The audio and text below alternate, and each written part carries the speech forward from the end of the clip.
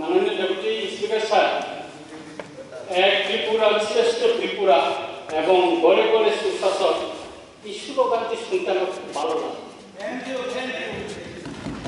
কিন্তু 92 পেরা মাননীয় রাজ্যপালের ভাষণে এই সুশাসন এখন কি বাদ করেছে তা আমি একটু পরে আলোচনা করব।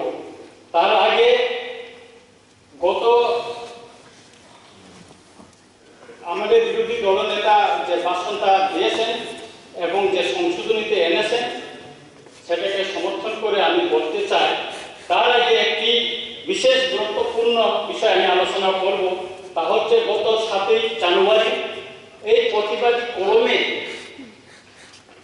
মাননীয় পাতালপিনা Jamatia chairperson minister of state, তারপরে এখানে অশোক স্তম্ভর আগে উনি একটা চিঠি লিখেছেন। তারপরে এই যে উনি পেট ব্যবহার করেন, অশোক স্তম্ভ পেট ব্যবহার করছেন, উনি কোনো নির্বাচিত সদস্য না, উনি কোনো নির্বাচিত সদস্য না। ওনার গাড়ির মাঝখানে ন্যাশনাল ফ্ল্যাগ লাগানো হয়েছে। ওএসডি একজন ওএসডি উনি নিয়োগ করেছেন, উনি হচ্ছেন ক্যাপ্টেন জেএস রাফে।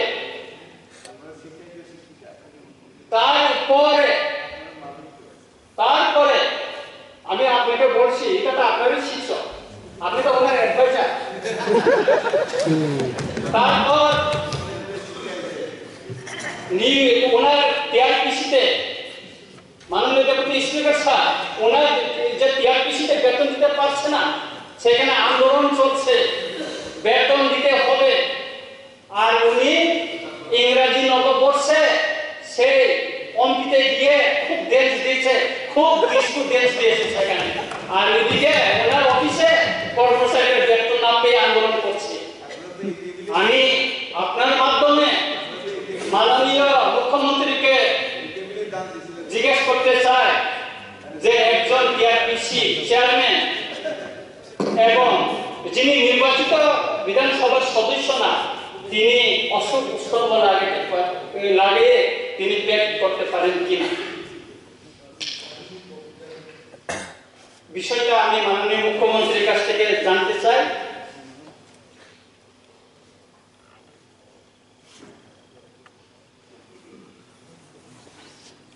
মাননীয় deputy speaker sir, village committee নির্বাচন সম্পর্কে একটি শব্দ উল্লেখ না থাকায় মাননীয় রাজ্যপালের ভাষণটা আমি খুবই মর্মাহত হয়েছি। কারণ প্রায় 3 বছর যাবৎ এডিসি এলাকায় 587 ভিলেজ কমিটিতে কোনো নির্বাচিত প্রতিনিধি নেই, যার ফলে প্রতিটি ভিলেজ কমিটিতে বেনিফিশিয়ারি সিলেকশন, রেগার কাজকর্ম বন্টন, প্রশাসনের নানা জিনিসপত্র বিলি নিয়ে লাগাতার জানতে লেগে আছে। কোথাও কোথাও সংঘর্ষ হচ্ছে, ভিলেজ কমিটি অফিস ক্ষুব্ধ জনগণ তালা দিয়ে আন্দোলন করছে। এমন গুরুত্বপূর্ণ বিষয় মাননীয় রাজ্যপালের ভাষণে কোথাও একটি শব্দ উল্লেখ করলেন না তিনি,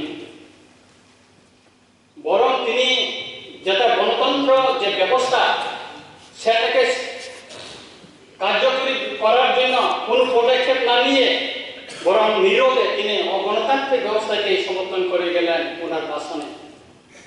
তাই মাননীয় রাজ্যপালের ভাষণকে কোনোভাবেই সমর্থন করতে পারছি না মাননীয় ডেপুটি স্পিকার স্যার।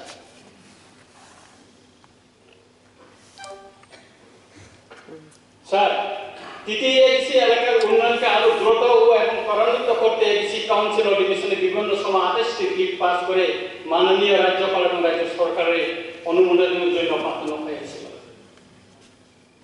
এমন কিছু গুরুত্বপূর্ণ বিল রয়েছে গত 9-10 বছর বেশি হয়ে গেছে এই বিলগুলি অনুমোদন পায়নি। বিষয়টি মাননীয় রাজ্যপাল তার ভাষণে একটি কথা উল্লেখ করেননি, বরং তিনি কৌশলে এড়িয়ে গেছেন। যদি সবকা সাথ সবকা বিকাশ এবং বিশ্বাস হলে কেন 9-10 বছর বিলগুলি ফেলে রাখা হয়েছে তা এডিসি এলাকার জনগণের প্রশ্ন। আমার আরো অবাক লাগছে যে বর্তমান জোট সরকারের অনেক জনজাতি মন্ত্রী এমপিরাও এই বিষয়ে আজ পর্যন্ত একটি শব্দ উচ্চারণ করেননি। তাই মাননীয় রাজ্যপালের ভাষণ না বলে একে এডিসি এলাকার উন্নয়ন বিরোধী রাজ্য সরকারের ভাষণ বলে যুক্তিযুক্ত হবে বলে আমি মনে করি। স্যার, আমি এখানে একটা আপনাকে বলছি, কেননা আমার কাছে একটা আছে, তথ্য আছে। আমাদের ট্রেজারি বেঞ্চে মাননীয় বিধায়ক রামপদ জমাতিয়া উনি একটা প্রশ্ন জমা দিয়েছিলেন, রাজ্যের কতগুলি জনজাতি সম্প্রদায় কাস্টমারি ল দ্বারা সরকারি স্বীকৃতি লাভ করেছে এবং কতগুলি বাকি রয়েছে। উত্তর, রাজ্যে বর্তমান জনজাতীয় সম্প্রদায় কাস্টমারি ল আইনি স্বীকৃতি লাভ করেছে এবং এখন পর্যন্ত 16টি সম্প্রদায় কাস্টমারি ল আইনি স্বীকৃতি পাওয়া বাকি রয়েছে, যেমন ত্রিপুরা, রিয়াং, লুসাই, চাকমা, কলই, উচই, রাংকল, চুরাই, গারু, ত্রিপুরি, কাইবেন, গোলসম, নোয়াতিয়া, রুপিনি, মগ, মুরাসি। এগুলি বিল স্যার এডিসি অধিবেশন পাস করে রাজ্য সরকারকে পাঠানো হয়েছিল, এগুলি এখনো অনুমোদন পায়নি। সুতরাং আমাদের বিধায়ক রামপদ বাবু উনি মাঝে মাঝে খুব করেন, এই বিষয়ে আপনি এটা না করে খোঁজখবর নেন।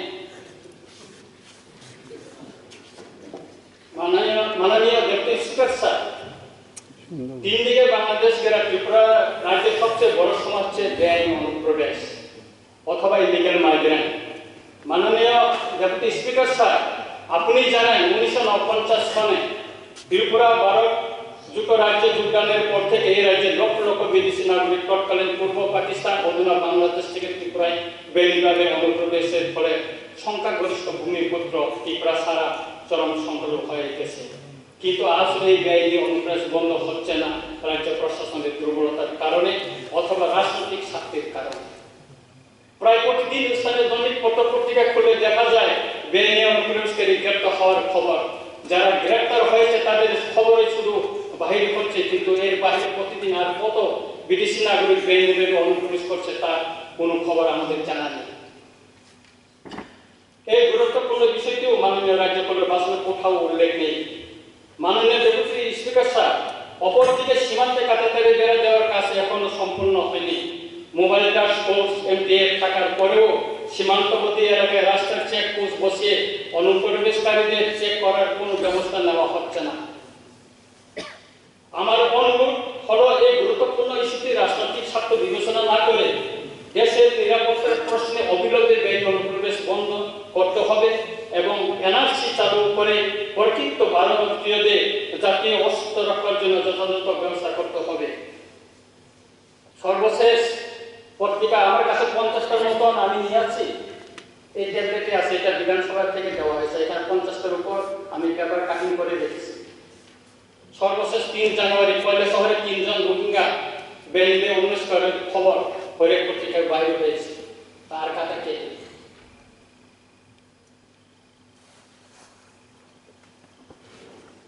মাননীয় ডেপুটি স্পিকার স্যার, শিক্ষা হচ্ছে জীবনের আলো। শিক্ষা না থাকলে আমরা অন্ধকারের জীবনযাপন নেই সমান বলে মনে করি। তাই 2018 সনের বিধানসভা নির্বাচন আগে বর্তমান বিজেপি এবং আইপিপি জোট সরকারের নেতা নেত্রী এবং কেন্দ্রীয় মন্ত্রী সহ দলের পর্যবেক্ষকরা প্রতিশ্রুতি দিয়েছিল, যদি বিজেপি আইপিপি জোট সরকার ক্ষমতায় আসে তাহলে প্রতিটি বিধানসভা কেন্দ্রে একটি করে ডিগ্রি কলেজ স্থাপন করা হবে বলে। কিন্তু 5 বছর পেরিয়ে 6 বছর পূর্ণ হতে মাত্র 2টি মাস বাকি রয়েছে। এডিসি এলাকা অথবা এসটি রিজার্ভ বিধানসভা কেন্দ্রে একটু কোনো ডিগ্রি কলেজ হবে। আমার তো রামচন্দ্রঘাট বিধানসভা কেন্দ্রে 6টি দ্বাদশ শ্রেণীর বিদ্যালয় রয়েছে। ক্লাস 12 পাস করার পর ওই 6টি স্কুলের ছাত্রছাত্রীরা ডিগ্রি পড়ার জন্য হয় ভয়তে যেতে হয়, নতুবা আগরতলায় আসতে হয়। তাছাড়া ভর্তি নিয়ে নানা সমস্যা, গরিব ছাত্রছাত্রীরা ঘর ভাড়া করে পড়াশোনা করা খুবই কষ্ট হচ্ছে।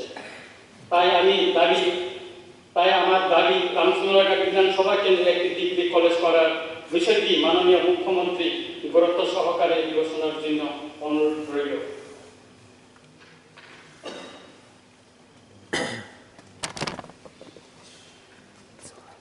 মাননীয় ডেপুটি স্পিকার স্যার, আপনি প্রতিদিন দৈনিক পত্রিকায় নিশ্চয়ই লক্ষ্য করেছেন যে মাঝে মাঝে বিভিন্ন এসডিএম অফিস থেকে ভুয়া কাগজপত্র জোগাড় করে দালালের মাধ্যমে বেআইনি অনুপ্রবেশকারী বিদেশি card, ration card, pan card এবং পার্মানেন্ট রেসিডেন্ট সার্টিফিকেট অথবা পিআরটিসি বাইর করে নেওয়ার খবর। শুধু পত্রিকার খবর বাইরে হলেই আমরা কিছুটা জানতে পারি কি হচ্ছে এসডিএম অফিসগুলিতে। এর বাইরে দৈনন্দিন আর কত ভুয়া কাগজপত্র জোগাড় করে দালালের মাধ্যমে কাগজপত্র করে দিচ্ছে তার কোনো হিসাব নেই।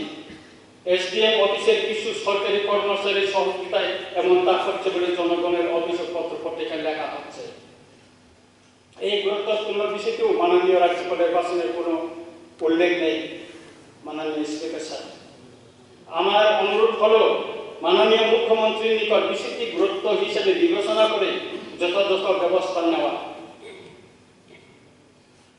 কারণ এর সঙ্গে দেশের নিরাপত্তা এবং জনগণের ভাগ্য নির্ধারণের ক্ষেত্রে রাজনীতি এবং সামাজিক সমস্যা বাড়াতে পারে। শুধু তাই নয়, মাননীয় স্পিকার স্যার, এই ভুয়া কাগজপত্র করে বিদেশে যাওয়ার জন্য ইন্ডিয়ান পাসপোর্ট করে দিচ্ছে বলেও খবর রয়েছে।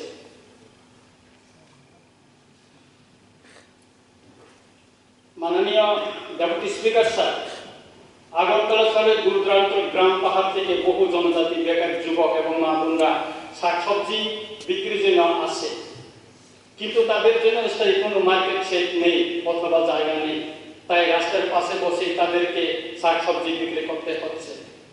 আগরতলা শহরে জনজাতি শাকসবজি বিক্রেতাদের এই সমস্যার কথা মাননীয় রাজ্যপাল তার ভাষণে উল্লেখ করেনি। মাননীয় স্পিকার স্যার, আমার দাবি হচ্ছে আগরতলা শহরে অন্তত কয়েকটি স্থানে জনজাতি বেকার যুবক এবং মা বোনদের শাকসবজি বিক্রির জন্য স্থায়ী ওপেন মার্কেট সেট করে দেওয়া হোক। বিশেষ করে লেকচমনি, বনমালীপুর, অভয়নগর বাজার, নন্দনগর, অরুণজ্যোতি নগরের মিশন কম্পাউন্ড এলাকায় যদি শাকসবজি বিক্রির জন্য ওপেন মার্কেট সেট করে দেওয়া হয়, তাহলে জনজাতি বেকার যুবক এবং মা বোনদের শাকসবজি বিক্রির জন্য একটি স্থায়ী ঠিকানা হবে। বিষয়টি যেহেতু মাননীয় রাজ্যপালের ভাষণে উল্লেখ নেই, তাই রাজ্য সরকারকে গুরুত্ব সহকারে বিবেচনা করে যথাযথ ব্যবস্থা নেওয়ার জন্য অনুরোধ রইল। মাননীয় ডেপুটি স্পিকার স্যার, আপনি জানেন 1988 সনে এবং 1993 সনে বিএনপি এবং এর সঙ্গে কেন্দ্রীয় এবং রাজ্য সরকারের দুটি শান্তি চুক্তি হয়েছে। বিএনপি চুক্তি আজ প্রায় 36 বছর হয়ে গেছে, অপরদিকে রাজ্য সরকারের সঙ্গে এর শান্তি চুক্তি 31 বছর হয়েছে। দুঃখের কথা হলো এই দুটি শান্তি চুক্তির অধিকাংশ শর্ত এখনো পূরণ করা হয়নি অথবা রূপায়ণ করা হয়নি। মাননীয় স্পিকার স্যার, বিষয়টি গুরুত্বপূর্ণ হলেও মাননীয় রাজ্যপালের ভাষণে কোথাও স্থান পায়নি একটি শব্দ। স্যার, 1988 সালে কেন্দ্রীয় চুক্তির শর্ত হিসেবে দলের জেলা শিকারি বাড়িতে একটি রেডিও স্টেশন করার কথা রয়েছে, কাজও হয়েছে, কিন্তু 60% কাজ করে আর হচ্ছে না, ফলে শান্তি চুক্তির শর্ত আসু পূরণ করা হয়নি অথবা অধারে রয়ে গেল। তেমনি উপজাতিদের বেআইনি হস্তান্তর জমি ফেরত দেওয়ার কথা কেন্দ্রীয় চুক্তিতে রয়েছে, সে কাজ আসু 50% পর্যন্ত হয়। মাননীয় ডেপুটি স্পিকার স্যার, তারপরে 1993 সালে কেন্দ্রের সঙ্গে রাজ্য সরকারের শান্তি চুক্তির শর্ত হিসেবে 2B-তে লেখা আছে action 2B taken against foreign national. আমি চুক্তির কপিও এখানে নিয়ে এসেছি, যদি প্রয়োজন হয় আমি করতে পারবো। এখানে কপি আমি নিয়ে এসেছি, এখানে আমার কাছে দুইটি চুক্তি কপি আছে। মাননীয় স্পিকার স্যার, কিন্তু আজ পর্যন্ত শান্তি চুক্তির এই শর্ত পূরণের জন্য রাজ্য সরকার কোনো পদক্ষেপ নিয়েছে বলে চোখে পড়ছে না। তেমনি শান্তি চুক্তির 2E-তে উল্লেখ রয়েছে introduction of inner line permit. এই শর্ত পূরণ করার জন্য রাজ্য সরকার কেন্দ্রীয় সরকারের নিকট কোনো প্রপোজাল পাঠিয়েছে কিনা তাও আমরা জানি না। এইভাবে আরো অনেক গুরুত্বপূর্ণ শর্তগুলি এখনো পূরণ করা হয়নি। মাননীয় স্পিকার স্যার, আমার দাবি হচ্ছে যেহেতু সশস্ত্র বিদ্রোহী গোষ্ঠীর সঙ্গে রাজ্য এবং কেন্দ্রীয় সরকার দীর্ঘ আলোচনার মাধ্যমে শান্তি চুক্তি স্বাক্ষর করেছে এবং শর্তগুলি পূরণ করার জন্য লিখিত প্রতিশ্রুতি দিয়েছে, তাই আমার অনুরোধ হচ্ছে অবিলম্বে এই শান্তি চুক্তির শর্তগুলি পূরণ করা হোক। শুধু তাই নয়, আসাম চুক্তি না ত্রিপুরাতেও এনআরসি চালু করে অবিলম্বে শান্তি চুক্তির শর্ত হিসেবে বেআইনি অনুপ্রবেশকারী বিদেশি নাগরিকদের শনাক্ত করার কাজ শুরু করা হোক। মাননীয় স্পিকার স্যার, শেষ করেন। স্যার, স্যার আপনি 30 মিনিট 40 মিনিট দেন, আমাকে আর 5 মিনিট দেন স্যার। শেষ করে 5 মিনিট না 2 মিনিটে শেষ করে। স্যার, রামচন্দ্রঘাট বিধানসভা কেন্দ্রে রামদায়ের বিলেজ কমিটির অধীন গঙ্গারাই কৃষা রয়েছে। সারা বছর এই নদীতে জল থাকে। এলাকার মানুষের দাবি হচ্ছে একটি সুইচ গেট করে নদীর জল আটকে শত শত কৃষি জমিতে ধান চাষ করা। বিষয়টি আমি বিশাল মিটিং এবং প্রায় প্রতিটি ডিস্ট্রিক্ট মিটিংয়ে তুলেছি, কাজের কাজ কিছু হয়নি। এলাকাবাসীর তরফ থেকেও আমার হরডিং নিয়ে মাননীয় উপজাতি কল্যাণ মন্ত্রী সহ কৃষি দপ্তরের কর্মকর্তাদের নিকট বহু দরখাস্ত করেছে বলে আমাকে জানিয়েছেন। বিষয়টি কেউ কোনো গুরুত্ব দিচ্ছে না, তাই মাননীয় মুখ্যমন্ত্রী এবং কৃষিমন্ত্রীর নিকট আমার অনুরোধ হলো বিষয়টি গুরুত্ব সহকারে বিবেচনা করার জন্য। স্যার, বাজারবাড়ি পুলিশ আউটপোস্টকে ফুল প্লেজ পুলিশ স্টেশন ঘোষণা প্রায় 5 মাসের অধিক সময় পেরিয়ে গেছে। একসঙ্গে আরো কয়েকটি যে আউটপোস্টগুলিকে ফুল প্লেজেড পুলিশ স্টেশন ঘোষণা করা হয়েছে ইতিমধ্যে মাননীয় মুখ্যমন্ত্রীর হাত ধরে উদ্বোধন হয়ে গেছে। সম্প্রতি মাননীয় মুখ্যমন্ত্রী রামচন্দ্রঘাট বিধানসভা কেন্দ্র পরিদর্শনে গেলে আমার অনুরোধে তিনি বাজারবাড়ি আউটপোস্টে যান এবং সমস্যার কথা শুনেন। শুধু একটি এনওসির জন্য এই আউটপোস্টটি ফুল প্লেজেড পুলিশ স্টেশন উদ্বোধন করা যাচ্ছে না। আমি স্বাস্থ্য দপ্তরের ডাইরেক্টর থেকে পুলিশ ডিজি, এসপি এবং মাননীয় মুখ্যমন্ত্রী বিষয়টিকে সমাধানের জন্য অনুরোধ করে চিঠি লিখেছি। চিঠির কপি আমার এখানে আছে। চিঠি আমি কপিগুলি নিয়ে আসি এখানে, এগুলি অনেক কপি নিয়ে আসছি স্যার, এখানে আমার কাছে কপিগুলি আছে। তাই আমার অনুরোধ হচ্ছে মাননীয় মুখ্যমন্ত্রীর নিকট বিষয়টি গুরুত্ব সহকারে দেখেন এবং অবিলম্বে এনওসি দিয়ে এগুলি ব্যবস্থা করার জন্য। স্যার, আমার বক্তব্য আপনার কথা মতে শেষ করতেছি। মাননীয় বিরোধী দলনেতা শ্রী অনিমেষ দেবনাথের কাছে এক প্রশ্নের জবাবে 9/1/2024 তারিখে উত্তর দেওয়া হয়েছে। তাতে দেখা গেছে ট্রাইবাল ওয়েলফেয়ার ডিপার্টমেন্টের প্রচুর টাকা পড়ে রয়েছে। আমি কপিতে নিয়ে আসছি।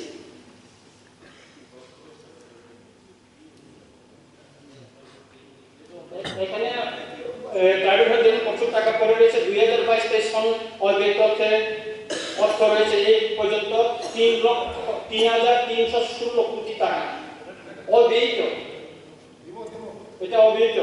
অথচ আমি কয়েকটি প্রজেক্ট পাঠিয়েছি বিধানসভা, আমার বিধানসভা কেন্দ্র উন্নয়নের জন্য, কিন্তু আজও অনুমোদন পেয়েছে বলে আমি জানি না। তেমনি কিছু গরিব অংশের চিকিৎসার জন্য মাননীয় ট্রাইবাল ওয়েলফেয়ার মিনিস্টারকে দরখাস্ত চিঠি দিয়েছিলাম, কিন্তু আজও কেউ টাকা পেয়েছে বলে আমি শুনিনি। এই ব্যাপারে আমি ট্রাইবাল ওয়েলফেয়ার ডিপার্টমেন্ট মন্ত্রী অফিসে খবর নিয়ে জানতে পারলাম রামপুরে। অথচ অব্যয়িত অর্থের পরিমাণ বিধানসভা তথ্য অনুসারে 3,316 কোটি টাকা রয়েছে। তাহলে কোথায় রামপুরে? বিষয়টি মাননীয় মন্ত্রী মহোদয়কে গুরুত্ব সহকারে বিবেচনার জন্য আমার অনুরোধ রইল। পরিশেষে মাননীয় ডেপুটি স্পিকার স্যার, আমাদের বিরোধী দলনেতা যে বক্তব্য রেখেছেন রাজ্যপালের উপর আমি একে পূর্ণ সমর্থন করি এবং আমাদের সমস্ত বিরোধী দল যে মাননীয় রাজ্যপালের বক্তব্যের উপর যে সংশোধনী এনেছেন তা সংশোধন করে আবার ছাপানোর জন্য অনুরোধ রেখে আমার বক্তব্য শেষ করছি। যতক্ষণ আমরা